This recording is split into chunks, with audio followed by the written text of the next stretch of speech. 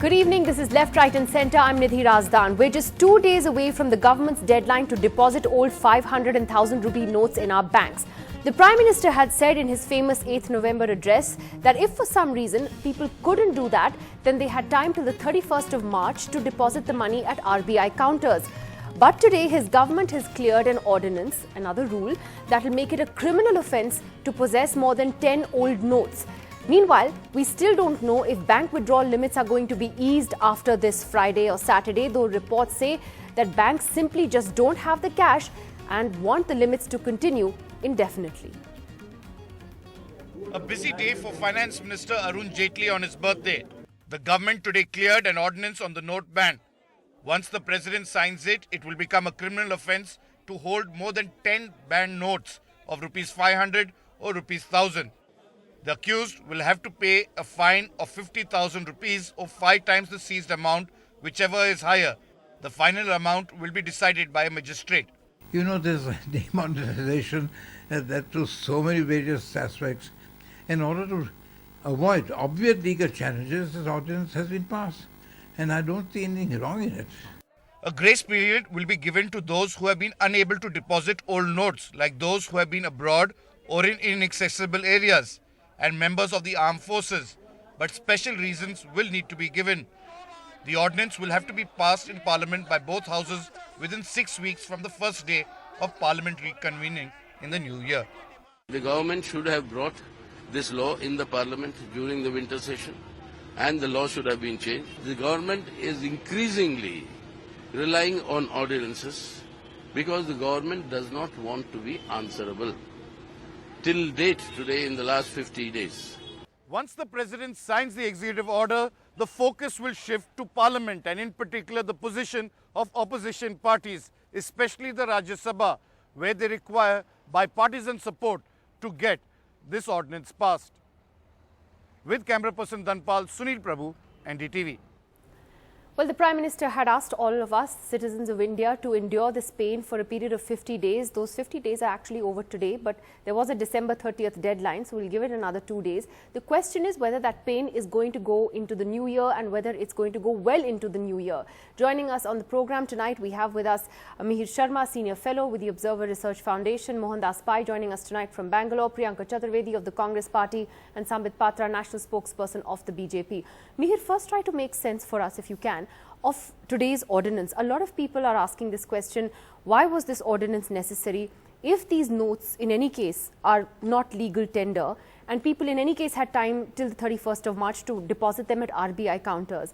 What is the point of then saying that you're going to penalize people, make it a criminal offence if you possess more than 10 notes, if they're worthless? I think there are two ways of looking at this. The first is that the government is a little terrified of the prospect of pretty much almost all the demonetized 500 and 1000 rupee notes somehow coming back to the bank. So in some sense, they have to ensure that there are some restrictions on how people can manage to return those notes. And this is making, putting additional barriers in their path. The other thing is, the other concern I think that a lot of people will have is that this is basically strengthening the idea that in the new year, once this entire 50-day period is over, in order to demonstrate that any failure of the demonetization process is not the government's fault, but that of hoarders of black money and banned cash and so on and so forth, there's going to be a step up in raids and by the income tax and so on and so forth. And this, in fact, gives the police and the authorities an additional handle with which to conduct that kind of raid raj. In general, it just adds to the impression that this is a completely unplanned process. There was no thinking about what will actually happen once the measures were put into place. But it sends out a very conflicting signal, doesn't it? It's very confusing. I mean, on one hand, you say that you could deposit this money if you have money till the 31st of March.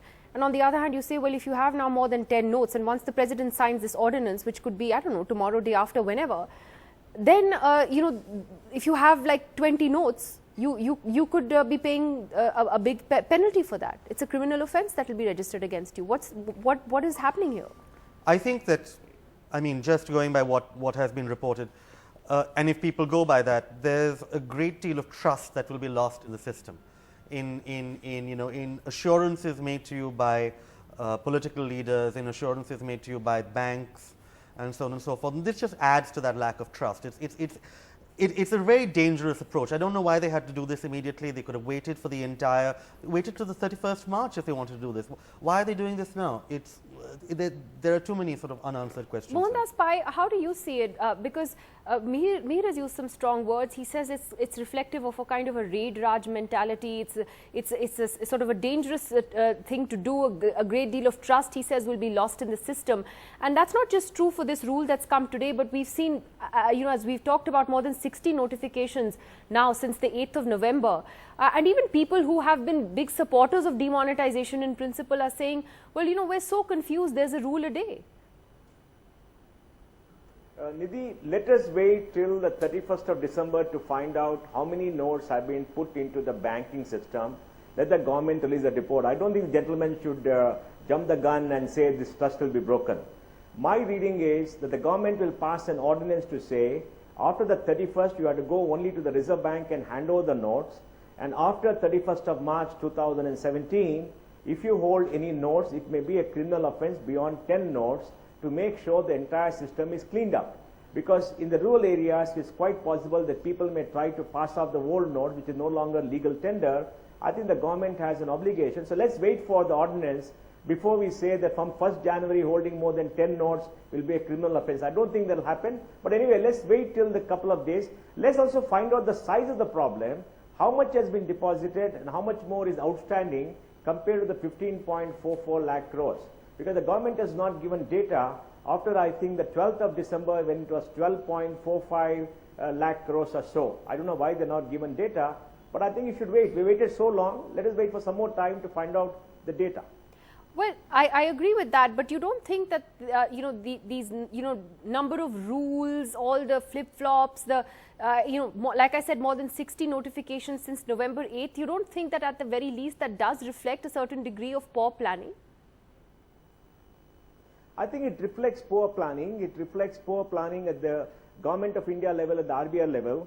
I would expect the Government of India and the RBI to make an impact analysis of every one of the decisions to find out who will be impacted, what is the redressal, what they should do before they issue anything. I don't think they've done that. I don't see any impact analysis, and there should be consistency in the policies, because you can't make something today and take it back day after, because it shows a lack of thought, lack of planning. And certainly I agree with you, Nidhi, that they could have done things much, much better. They could have had a group to tell people to communicate effectively, to give out information, give out data, and have the narrative. Just because they are not having the narrative now, there are all kind of things happening all over in much part of the media as to what is the truth, and nobody knows the truth. So I think, they could have handled it much better. You are right. Well, and it's great that you're conceding that, and I'll take that to some bit. Even what Mohandas Pai is also saying, and I think that's a point that Mihir Sharma was making as well, about trusting the system. As Mohandas Pai says, Sambit, it's about having consistency in policies. That people then, I think what Mihir is trying to say, will start questioning the system and the government when you realize that what is said on day 1 may change by day 4. No, first, when eminent people like Mr. Mohandas Pai in fact have some points, they have to be respected and they have to be drawn and they have to be discussed. With due respect, I would say that no, because you asked me a question on Mr. Mohandas Pai, so I was reflecting on that. Mihir is also an eminent panelist. Thank you. Now, number one, as far as you were calling it flip-flops, I would say that the intention of the Prime Minister is absolutely clear. And when such a huge step is taken for rectifying the wrongs of a huge country like India, the wrong being curbing the black money and corruption, naturally, what you call as flip-flops, the Prime Minister has called as sensitivity. Well, yes, whenever there has been problem, and remember, Nidhi, there was a show with you where I had said that you should not be quite agitated because you had rightly pointed out that people were facing difficulty on the 5,000 rupees. If they would be depositing 5,000 rupees, they would be questioned. And immediately the next day, the government withdrew that. And in fact, you were telling the truth that day, Nidhi, and I am thankful to you. Because people point out such things, the government is being extremely sensitive to those issues. And secondly, if you would remember, the Prime Minister had said a Hindi couplet, "Tu dal dal tumhe paat paat." That means if you have innovative means of converting this black money into white, then I am also no lesser. I will see to it that there are laws which are brought in, there are rules which are brought in, which will prevent you from doing so. So this is, I would believe, more kind of genius rather than calling it flip-flop. Okay, this is innovation. It's not a flip-flop. Thirdly, okay. I'll just take. Okay, all right, I'll just take 10 more seconds and I'll end.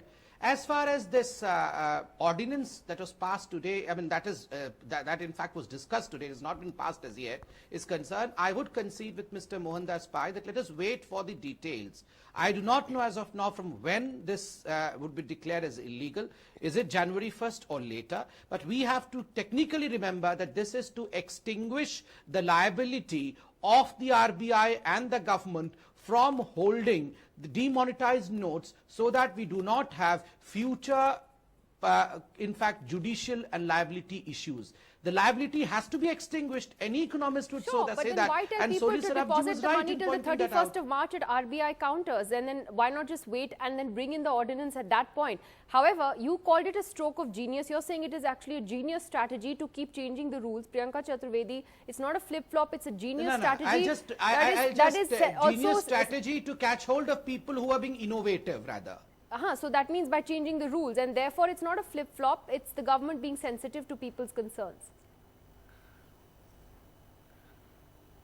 So, firstly, if the government was sensitive to the concerns of the people, they would have planned the entire demonetization drive better. When the Prime Minister chose to announce it on 8th of November, he would have chosen how he would want to go about it. He would have taken probably the RBI into confidence and expected them to be up to the mark to ensure that people don't go through any difficulties. Where we stand right now, we have seen over 115 deaths due to demonetization, people standing in queues, and we see 120, there could be 60 notifications, but there have been 126 such changes that have been announced by the RBI or perhaps the finance secretary of this country. So there's a huge amount of confusion which still prevails, not just in the minds of the people, even in the banks, even with the bank managers. They do not know what is the new rule that probably RBI would introduce now, or the finance secretary would announce by evening. So they are also playing it safe, because at the end of the day, the onus comes on the bank manager, and we have seen how the Bharatiya Janata Party and the government has been shifting the onus ever since demonetization was announced. So while we wait for the figures of black money, etc., which Mr. Gandhi spoke about today, that we would want to know the amount of black money that they have managed to unearth. We would want to know how many people, how would the Bharatiya Janata Party ensure that those 115 who died would be compensated, how people who have faced losses or joblessness would be compensated. So these are few questions that we have asked of the Bharatiya Janata Party, and we await answers. So while I agree with Mr. Mohandas Pai, where he does admit that there have been issues in ensuring that people are not, do not have had to suffer. But I would also want to ask him, shouldn't this have been done before demonetization was announced, rather than after 50 days saying the same kind of challenges, less than 10% of the ATMs operational. And yet again we have withdrawal limits. When a government undertakes a massive task like this, I think citizens do expect that the government is prepared for it. But now that, Amir, we're approaching this 30th December deadline, okay, we don't know whether these withdrawal limits are going to be eased in any way. We don't know that. Will they allow us to withdraw more money? Will they lift these curbs? You have reports today that banks have actually now urged the RBI, saying that we don't have enough cash. We just cannot lift the curbs like this. Does this mean that we're headed for a prolonged period of pain? It's going to be way beyond the 50 days that the Prime Minister said it would be. Well, I don't know whether it's going to be way beyond those 50 days, but I don't see it somehow magically improving on the 2nd of January. And if you just look at the amount of time it will take to completely remonetize, there are differing estimations depending on how quickly people think that the presses can work. But it's going to take at least a month, a couple of months, maybe 3 months longer to get even a reasonable fraction of 500 rupee notes out there. So there will continue to be queues. There will continue to be some kind of informal deposit withdrawal limits put out, maybe if not by decree from Delhi, but by individual bank managers. Which is already happening. Yeah. And the truth is that then, people in Delhi will be able to sit back and say, but there are no more withdrawal limits, no bank manager should do it, and individual bank managers will be put in the position of saying, branch managers will be put in the position of saying, I don't have the cash, I'm going to have to ration it. And frankly, I don't think that we should, that the level of pain that we've seen, that we saw maybe 2 weeks ago is going to be sustained across the country for months, but there will be pockets of extreme pain and some generalized inconvenience for weeks longer.